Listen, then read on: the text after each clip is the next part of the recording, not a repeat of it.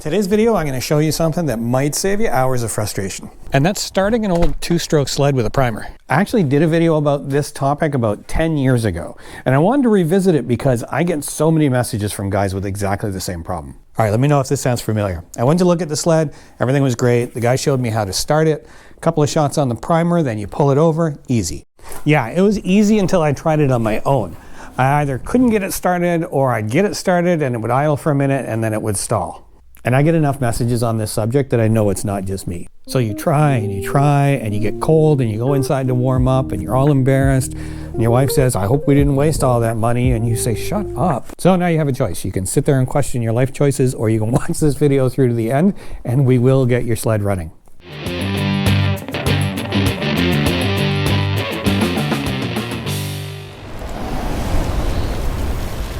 We're going to assume that there's nothing wrong with your sled and it's just the way you're trying to start it.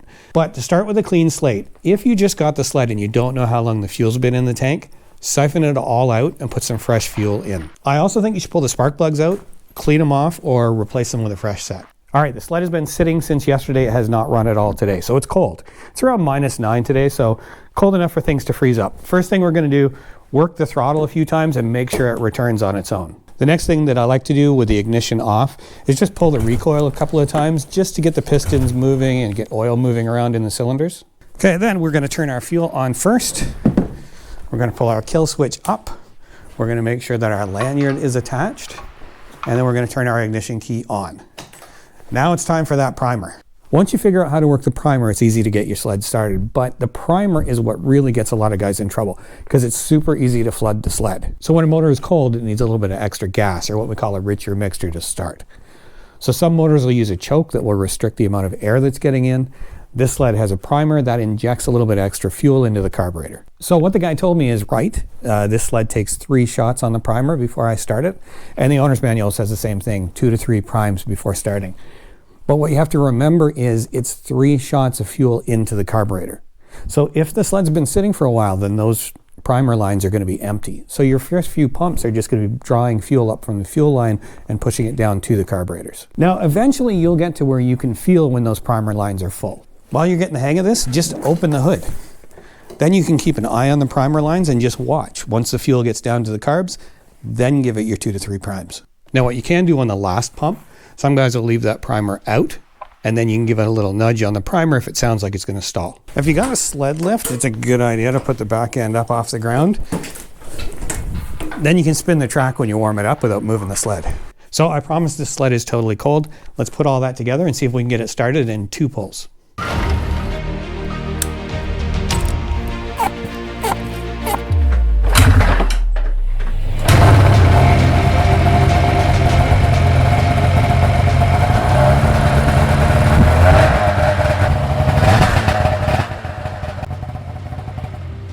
Anything's easy once you know how.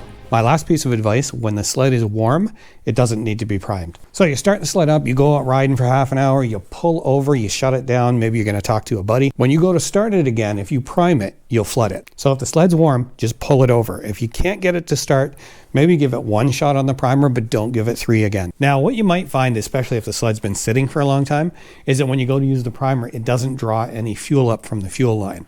And it's usually going to be 1 of 2 things. So the plunger can just get dried out. Now, I have usually found that when I pump a lot, I can eventually get enough fuel into it, and once it's wet, it works fine. Now, if that doesn't work before you buy a new primer, take it out of the sled, try and get some 2-stroke oil into the inlet, and that'll lubricate the plunger. The other thing I've had happen, and it was frustrating because I couldn't see it, it was up under the dash, is the primer line itself got dried out and brittle, and it wasn't sealing properly on the primer. So I just jumped on Amazon this year, and I ordered a bunch of new primer line. All right, I hope you liked that video, and I hope if you've been feeling frustrated or feeling like you don't know what you're doing, hope it made you realize it's not just you, that we're all like that when we start out. So that's it for me. If you liked it, do me a favor, hit that thumbs up. If you haven't already, consider subscribing. Click the little bell icon. You get notified when I post a new video. So until next time, I'm David Clark. Thanks for taking the time to watch.